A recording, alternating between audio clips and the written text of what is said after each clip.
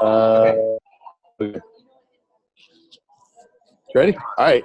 Hey, good afternoon, everybody. Or I'm sorry, good morning, everybody. Glad everybody's here. Welcome to the weekly Mentor Connect. And we're kind of not talking about campus specifically today, but we're talking about leadership and how we can lead better. And we're going to turn it over now to Chris, who Chris, we got some great insight last week at YPS, and some of that stuff we're just gonna just kind of dive through and dissect a little bit. And so, have at it. Yeah, man. Monday we got a chance to go down there to Youth Pastor Summit, go up to Orlando, and some great topics, some great speaking, some great preaching. Good time for us to get energized, but also just one of the talks that we took away some stuff from was for the second time we took away some good stuff from on leadership and from Brad Lomenick, and just 10 things that will help help you and how leadership is influenced. Probably not on today, but just some that stuck out, and we can all maybe pick one or two that we thought might for us, and we can just to kind of expand on them and see how they kind of how they play out in our everyday ministry lives. But the first one was lead yourself, and just kind of digging deep into that, and this can go so many different directions. But I think for us as ministry leaders, the leaders in our homes, of our marriages, of our children, we must lead ourselves, and that we could go a long time on that one point. But really what I got from that was, I've got to be in a position myself that really is worthy of being a leader. And I've got to be, in the Word, growing in my own personal walk, not just using my time that I'm, spending maybe to prepare a sermon or a message or a talk that I'm going to do, kind of taking that as my time in the Word. But I need to have my own devoted time for me in the morning, starting my day, getting grounded in the Word. I mean, and today I was just reading through, Proverbs 8, and it was one of the things I read, and it was just talking about, how we gain wisdom from spending time in the Word. We get understanding by spending time with God. I mean, I don't know about you, but as a leader, I need wisdom and I need understanding. And so I've got to lead myself in those ways. And then not only am I need to be leading myself in my own personal walk with Christ in my prayer time and Bible study, but then I've got to grow as a leader. How am I continually learning? Books that I might be reading, workshops or seminars or conferences I might go to, they're going to help me to become a better leader. Maybe some books that I'm going to read to help me, kind of fine tune some leadership skills in my life, so that in every area I'm leading myself, but then that overflow of my life is coming out in my leadership. And that has to do with, I know we weren't talking about campus, but as first party leaders, that has a lot to do on campus too. Preparation. As a leader, I have to prepare. I lead myself by prepared for my Wednesday night youth group or my Friday night youth group or my weekend youth group. Did I in the study? Did I organize all the volunteers? Did I do that for my first party club? Do I know what week we're on? Have I downloaded the the guide for Equip or the guide for Connect? Did I connect with my student leaders to make sure that they've got the stuff? Did I email them a link so they could click down and go through that stuff? So I've got to lead myself in preparation so that, the things that God has entrusted me with can be, excellent and successful. That's just kind of the first point on that leadership thing. Lead yourself, and just kind of where it hit me. I don't know if you guys want to expound on that, or if somebody wants to jump in there on another one, or somebody's got a comment on that. No, I think it's good that in essence, if we're leading leaders, we have to be mindful of the fact that we need to lead well. In order to do that, we have to lead ourselves. And I think it's important to understand that when we're not doing well, in leading ourselves, that is going to boil over into everything else that we do. It's going to boil over in how do we manage relationships and how we manage working relationships, how, our spouses, our kids, we're supposed to lead our house well. And but that stems from us leading ourselves. Yeah, I think it also relates to, are we asking people to do things that we're not willing to do ourselves? Yeah. If we're asking other people to be leaders and to put in time and effort and connect, we got to make sure we're doing all of those things ourselves before we pass that on to somebody else. Right. I think a lot of times what happens is you get into a point where you're leading others, you almost gain a sense of entitlement sometimes to slide on the things that you need to be doing yourself, and that leads to the bigger compromises down the road. And so I think making sure we're doing what we're asking other people to do is a key in all of that. Yeah, I have a personal leadership covenant that I sort of work through. It is, am I able to lead? I cannot lead beyond what I've experienced, what I'm engaging in now, or where I'm willing to go. And so, that's just the essence. The integrity is so very important. You speak out of your experiences, no doubt. Where you are presently, like what Chris just got through sharing, is huge. That we are engaged presently in these activities, but where I'm willing also to go. And so if we're sort of saying charge, going to what John says, we're right up there in the front, leading the charge, instead of just pushing people and saying, in theory, this should work. So there you go. Hey, let me throw another one out there. Number 2, that Brad Lomenick, lift others up. So it's in the world of encouragement, building up, make my leaders better, and finding significance in others, and building that significance in others, and lifting others up. What did you guys think about that point?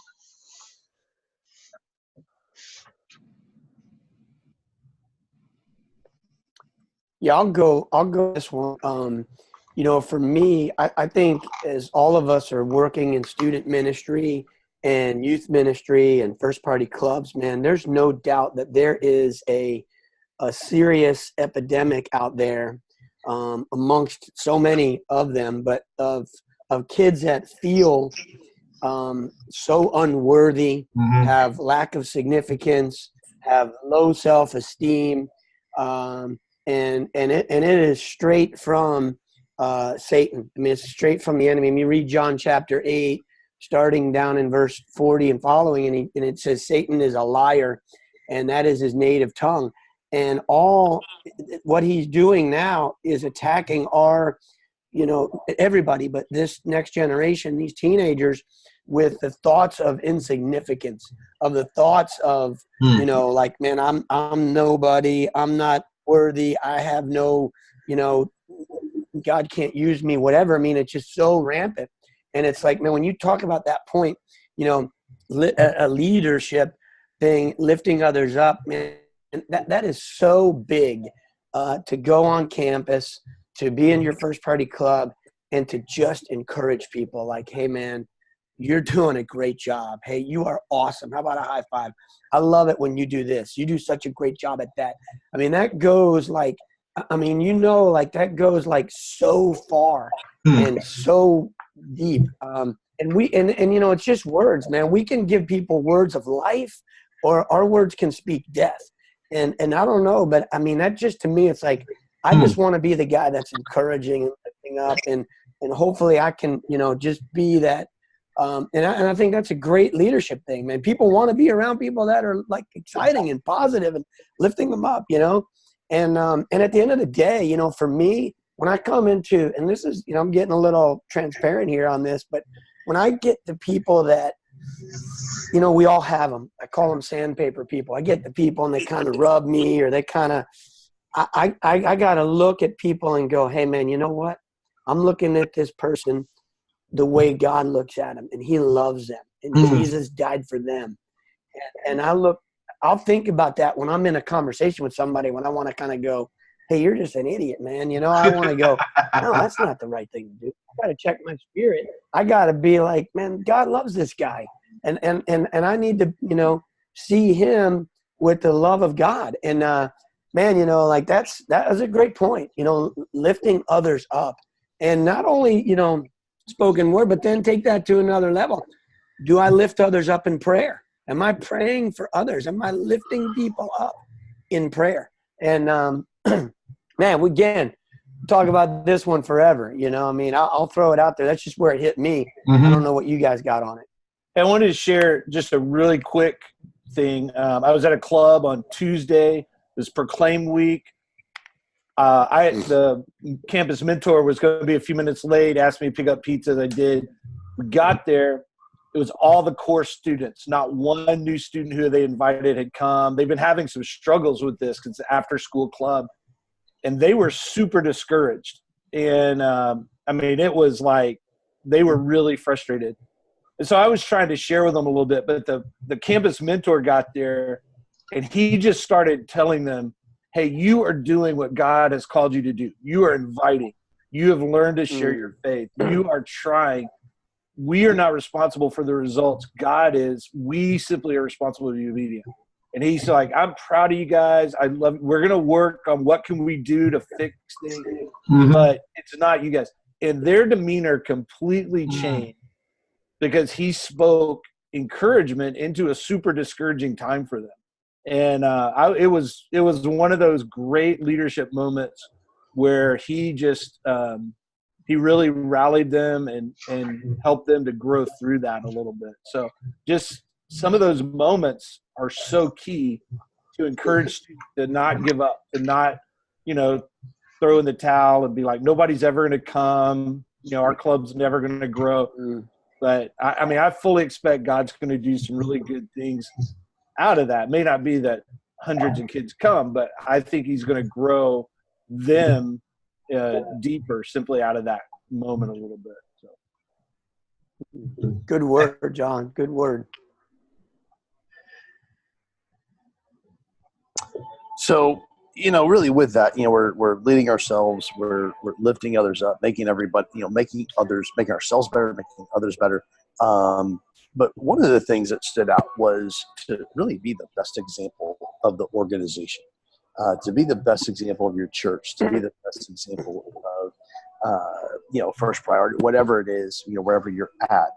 And so let's just speak into that a little bit, because I know sometimes it's hard when you're the place and you're like, man, I really don't feel like things are going well.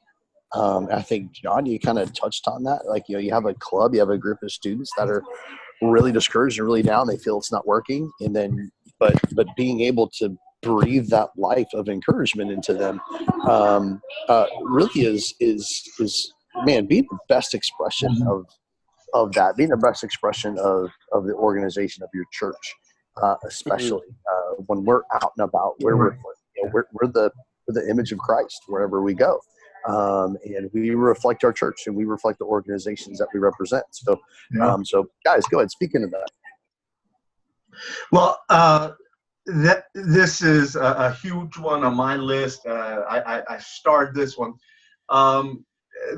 So in our conversation, we have this context of what's happening at the local church, and we can speak into that.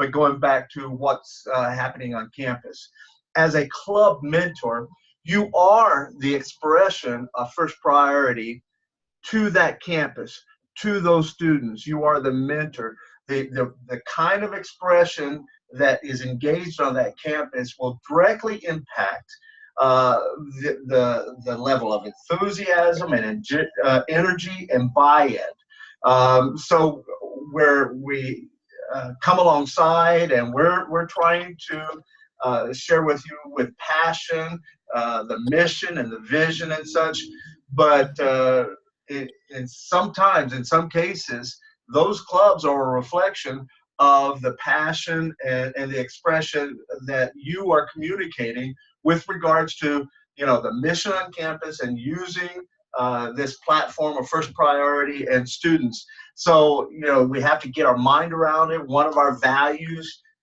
in God Peace is ownership. You own this mission. You own the opportunity. And that is your expression. So going back to John, excellent case study of a guy coming up in and alongside and encouraging and such. But that's the kind of heart that I think is huge to engage and encourage and empower students with this mission. Yeah, I'll never forget hearing this when I was at the headquarters for Chick-fil-A. Everything comes back to Chick-fil-A. But anyways, anybody getting hungry? Amen, brother. They were talking, amen, eat more chicken. So they were talking about like how the frontline person, okay, and that for them is the person at the cash register at the freestand, at the unit, at this Chick-fil-A, restaurant. That, and most of the time, if you go in there, that's a teenager, man. That's like a 17-year-old kid, and their business is dependent on. I mean, we looked this up the other day. This year, I mean, Chick-fil-A is $1 billion industry this year. They depend on a 17-year-old kid being the face of $1 billion thing. So you go like, whoa, that's crazy. You know what I mean? Like, they're paying this person minimum wage. My son worked there. How could this be? And John's daughter works there, right? Jeff. I mean, we know people that work there. It's like, how could you put your, $1 billion company in the hands of this 17-year-old kid? And it's kind of funny, but what they do is they go back and they prepare these people, these kids, these teenagers to be that. If you go today and go to McDonald's and walk up there, that person that's at the desk is going to be, on their phone or goofing off, or actually in McDonald's, they don't have anybody working behind. They'll be like, it's all automated. But you compare it, and they've prepared people, and they've put in, and they've spoken life in them. They've given them this authority, like, hey, you're a valuable part. You're going to be the greeter to people that come in here, and people's experience is going to depend upon you. So take that down to campus. Okay, here's a 14-year-old kid, and I've got a mom that calls me that says, oh, my son goes to that school, but man, they're walking away from the Lord. I wish they'd go to first priority. So we get that kid to show up. We're now counting on a 14-year-old kid to welcome them, to receive them, to create a loving environment so that they'll hear the message and hopefully want to come back and engage in a relationship with Christ. So there's this, like we talked about on this level of leadership, it's, man, like this is like coming in there and being the person that kind of sets the tone. Do I realize this is a big deal? Like this is more than selling chicken sandwiches. This is life or death on the line. There's people coming here that got a bad taste of church, that don't want to be involved, or never heard the gospel. We got this one shot. Are we, putting forth this, this effort in our leadership to get the team rallied up so that this can happen? So I don't know. It's just something that, kind of landed on me on that area. Good word.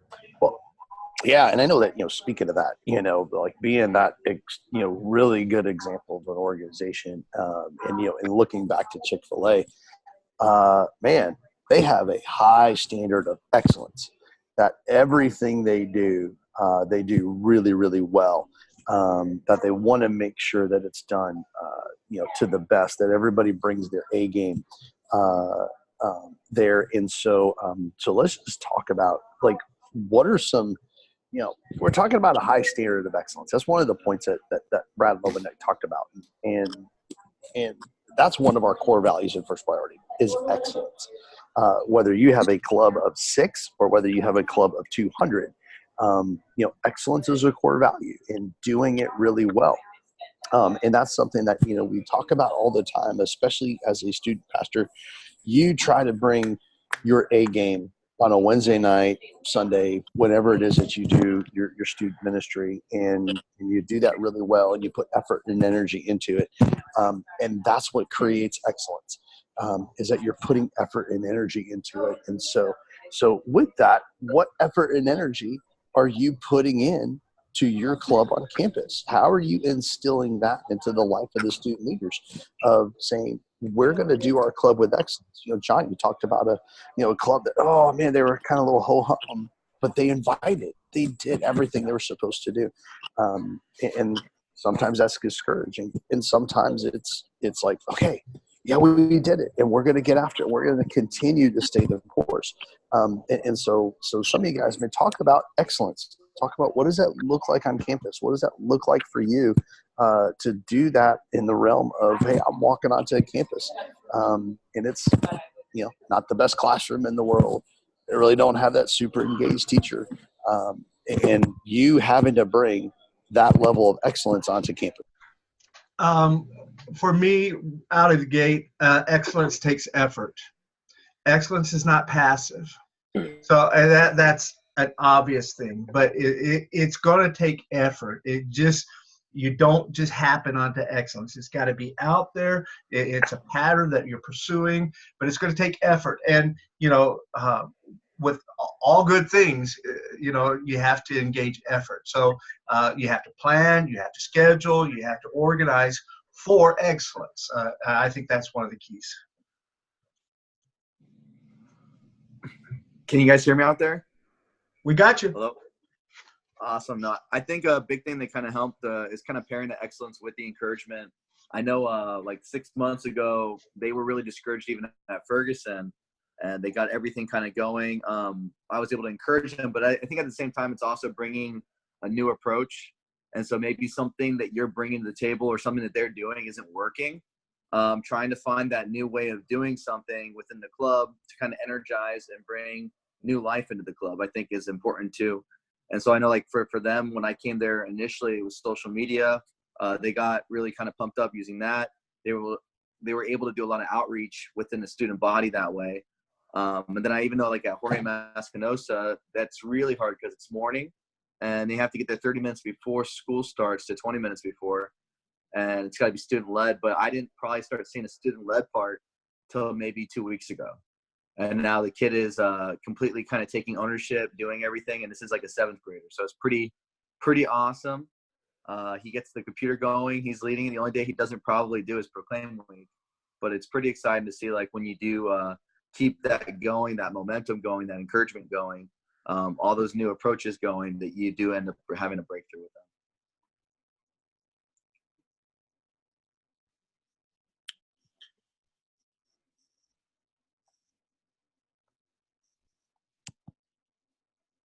Fred, you're on mute or something. Did go mute. I'm sorry about that, guys. Not only is it engaging effort, but it's a process of engaging and then analyzing, seeing how effective it is. Is it getting the results that you want?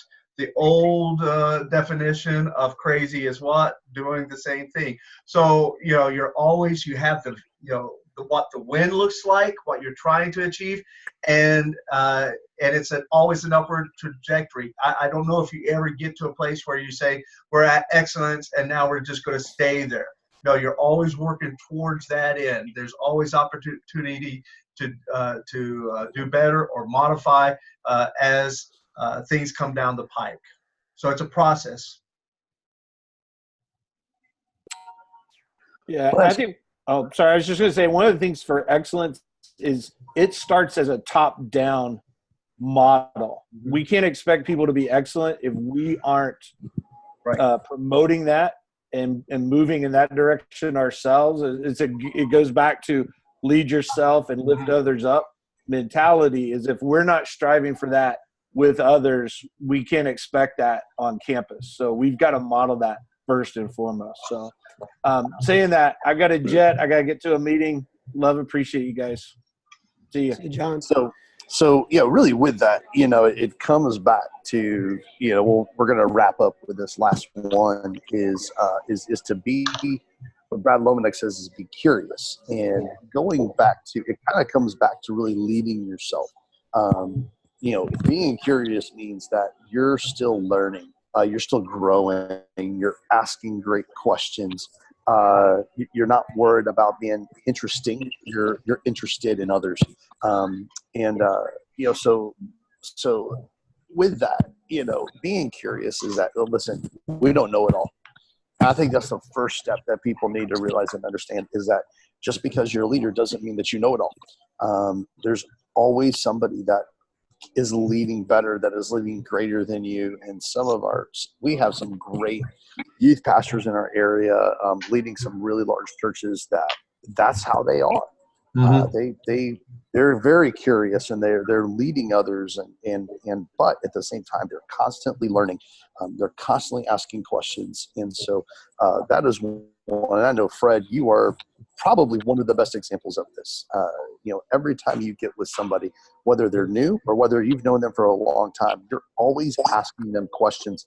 And so really this idea of asking great questions, sometimes that's hard for people. And so let's speak into this idea of like, okay, I'm being curious about others. I'm wanting to learn. How can you really formulate great questions? I'll tell you this. I think that when it comes down onto if we take this to like the First Party Campus Club situation, our leadership there as a mentor and investing in the mentors and students is, how often do we as a whole, campus mentors, campus coach guys, youth leaders know the faculty sponsor? Like, have you ever really talked to them? Or do you just bust in their room and tear it up and then leave? You know what I mean? Or like, is there a time where you're like, hey, what church do you go to? How was your church this Sunday? What does your husband do? Or how many kids do you have? I mean, getting to know their stories is really important too. And that brings, like you said, ask questions, being curious to know them. I mean, over the years, we've had people that we found out are these awesome, dynamic, sold out Christians and the only reason they're there is because of First Party. And then we found out people that's like, how did you become the sponsor? You're not even a Christian. You know what I mean? But it's by getting to know them. That's huge. And I mean, that's a great display of our expectations. Do we know the people that we're leading? If we're going to be that central hub, that person that's kind of bringing the students and bringing the faculty on board, do we know them? Or they just kind of look at themselves as like, I just opened my door, these crazy youth guy comes in here and all these kids, or is it a legitimate, like, I care about you, I want to know you, so I'm going to ask questions, and I'm going to follow up the next week when you tell me that your kid was sick, or you tell me that your son's in college. I'm going to keep that as a reference point when I see you from time to time. So that's awesome, Chris. So that's on a personal plane, and that's huge. It shows the values, the significance of another. And people, going back to what you said, Jeff, are looking for this. It's absent. Chris, you mentioned this. On another level, who are the most curious people, in life? It's the little one in your home, and they keep on asking what, why, what, why. And there's this process called the 5 whys. So let's go into our First Priority world, our campus club. And as you look at things and things are not matching up, it's great to ask why. Why did we, John, why were there not students here? Well, we invited them. Well, why didn't they come? Well, maybe there's other things, but maybe they didn't know. Did we use the prayer card? Oh, yeah, they didn't know until today. When did you invite them? Well, after school today. Well, that's a problem. So you just keep on going back on the whys and get to the core things. Maybe I invited someone that I just met today. Well, I have no relationship. So maybe out of that why you go, so asking whys to get to the conclusion of solutions and stuff, going generationally back, keep on going back to the core whys. Well, maybe we don't really even know what our mission is. We better make sure we know the why at the front end so that we engage all these other things so that when we get to the end, we can see the direct connection. And because we did this, this, and this, and this, we don't have to ask the why in a disappointment. Why did this happen? We can just ask, someone can ask, why were there 20 kids there who were guests, and why did 10 get saved? Then you can go back to the positive whys. So, but it's got to be curiosity. You can't just sit and do the same thing over and over again. You have to, again, engage the analytics and deal with the hardcore facts of, what reality is. Good word. Good word. All right. So really at the end of the day, right now, we're kind of running out of time, and glad you guys could be on, glad everyone could be there. And really that final one that he gave, and I think is key for all of us, is that we need to be hope givers. And the great thing about First Priority is we're giving the greatest hope ever, and that's Jesus. Amen. So making sure that we're proclaiming the good news of Jesus every proclaim week, that we're giving students an opportunity to respond to that hope. Making sure that students have an opportunity to hear that. And so that being said, let's give hope to somebody this week. Let's give hope to somebody today. Maybe you're at a club, and whether it's Proclaim Week, Connect Week, Equip Week, there is always somebody there that needs hope. And so the ultimate hope we have is Jesus. And so let's go give that this week. And everybody, thanks for being on. Amen. Thanks, Jeff. Yep.